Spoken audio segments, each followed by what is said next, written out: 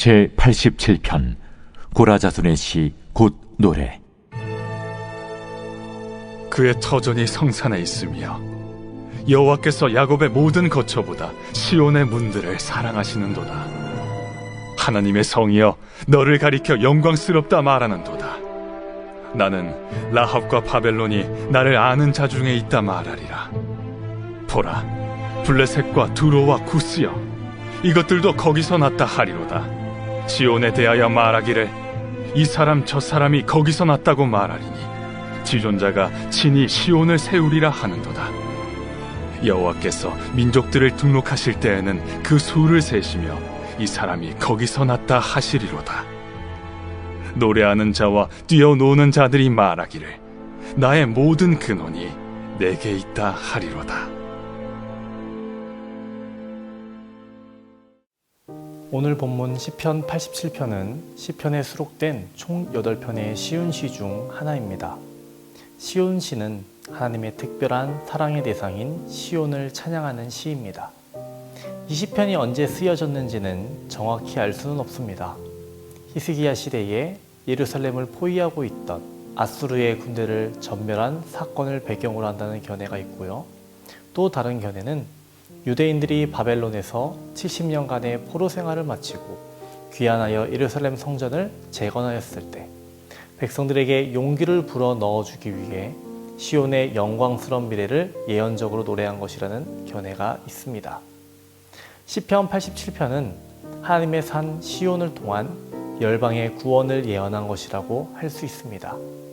시온은 1차적으로 선민의 수도이자 하나님이 그 이름을 두시겠다고 하신 예루살렘을 의미합니다. 그리고 궁극적으로는 장차 이루어질 하나님 나라, 세계 만민이 하나님의 백성이 되는 우주적인 나라를 상징합니다. 본치는 짧지만 두 부분으로 나누어집니다. 먼저 전반부 1절에서 3절은 하나님의 도성으로서의 시온의 영광스러운 지위를 찬양하는 내용입니다. 그리고 4절에서 7절은 하나님의 도성 시온을 중심으로 하여 범세계적인 구원의 역사가 일어나게 될 것임을 예언하는 내용입니다. 우리는 본문의 두 구절을 중심으로 말씀을 살펴보겠습니다. 먼저 1절입니다. 시인은 1절에서 그 기지가 성산에 있으며 라고 선언하고 있습니다. 여기서 기지란 원문으로 볼 때 그의 기초란 뜻으로 하나님께서 기초한 성읍이란 의미입니다. 하나님 임재의 상징적 초소인 성전을 염두에 둔 표현으로 볼 수 있습니다. 그리고 성산은 시온산을 말합니다. 그러므로 본절은 하나님의 성전이 시온산에 있다는 뜻이며 여기서 우리는 시인이 시온산을 홀리 마운트, 성산이라 부르고 있다는 것을 주목할 필요가 있습니다. 시온산은 약 700m 정도 높이의 산입니다. 그 자체로 보면 전혀 특별한 것이 없는 산입니다. 그런데도 저자를 비롯하여 성경의 많은 기자들이 시온산을 성산이라고 부르는 이유는 단 한 가지 뿐입니다. 그곳에 하나님의 성전이 있었기 때문입니다. 시온산은 거룩하신 하나님께서 당신의 임재의 처소로 삼으신 성전이 있는 곳이기에 거룩한 산, 곧 성산으로 불리는 것입니다. 시온산이 거룩한 산으로 불리는 원인은 거룩하신 하나님께 있습니다.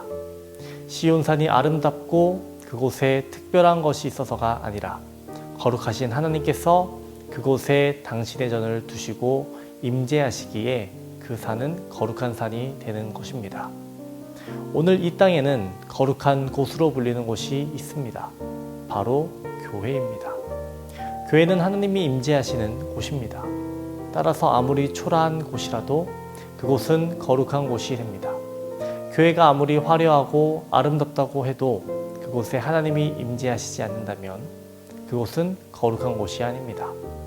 예수님 시대의 예루살렘 성전이 더 이상 거룩한 곳이 되지 못하고 도적의 서굴로 낙인 찍힌 것은 건물이 아름답지 않았기 때문이 아니라 하나님이 그곳에 임재하시지 않았기 때문입니다. 그러므로 오늘 교회들이 거룩한 곳이 되기 위해서는 무엇보다도 교회를 하나님이 임재하실 만한 곳으로 만들어야 합니다.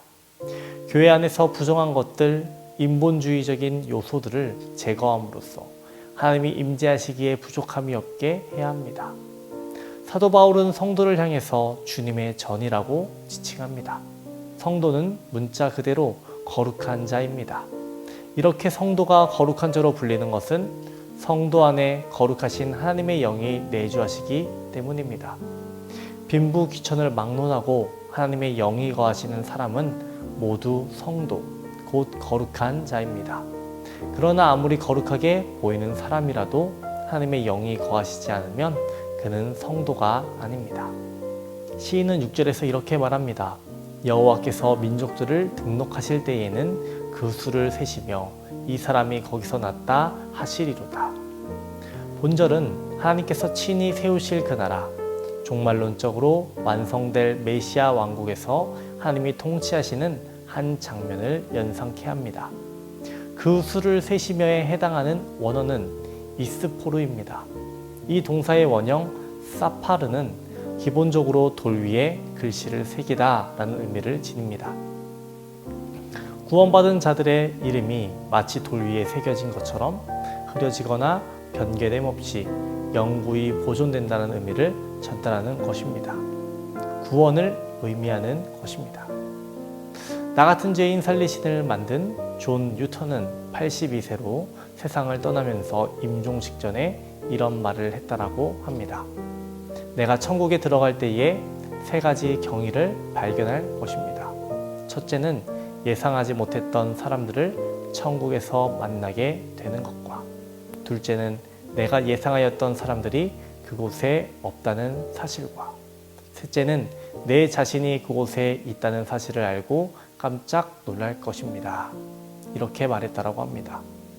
오늘 본문에 기록된 것처럼 그 수를 세시며 이 사람이 거기서 났다라고 일컬음을 받는 자만이 천국에 있을 것입니다.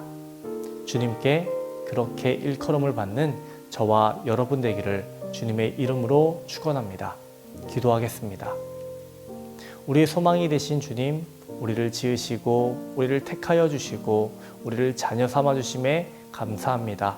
오늘 하루도 하나님의 영광을 위해 살아가게 하여 주시옵시고 주님을 의지하며 주님을 바라보며 세상의 빛과 소금의 사명을 감당할 수 있는 모든 성도들 될 수 있게 주님 도와주시옵소서. 말씀의 삶을 살아가게 하여 주시옵시고 기도가 끊기지 않게 주님 도와주시옵소서. 코로나로 인해서 어려움을 겪고 있습니다. 교회와 가정을 지켜주시옵시고 어려움 당하는 가운데에서도 감사함을 찾아낼 수 있는 믿음을 주님 더하여 주시옵소서. 항암 치료받는 성도들이 있습니다. 하나님 그들에게 용기를 더하여 주시옵시고 끝까지 이겨낼 수 있는 힘과 능력을 더하여 주시옵소서. 불면증으로 공황장애로 고통받는 모든 성도들 질병에서 깨끗이 나을 수 있도록 주님 도와주시옵소서. 오늘 하루도 예수님만 바라보며 살아가게 하여 주시옵소서. 우리의 길과 진리 생명 되시는 예수님 이름으로 기도합니다. 아멘.